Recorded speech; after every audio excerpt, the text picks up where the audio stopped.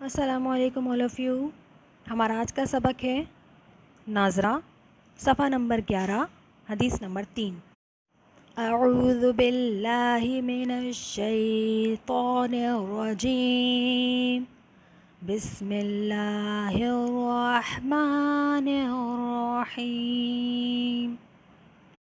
من صام رمضان وقامہ ایمانا واحتسابا غفر له ما تقدم من ذنبه.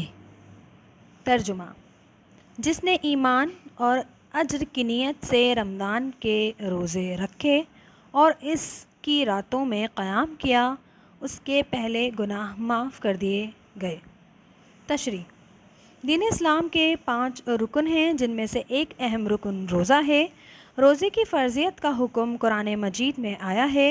روزہ انسان کو صبر و تقوی کا درس دیتا ہے. اس ماہ مبارک میں ایک خاص دینی ماحول پیدا ہو جاتا ہے اور نیکیوں کی بہار آ جاتی ہے. جو لوگ رمضان کے روزے رکھتے ہیں اور راتوں میں قیام کرتے ہیں، ان کے پچھلے گناہ معاف کر دیے جاتے ہیں. حدیث قدسی ہے کہ اللہ تعالیٰ فرماتا ہے کہ روزے میرے لیے ہیں اور میں خود اس کی جزا دوں گا.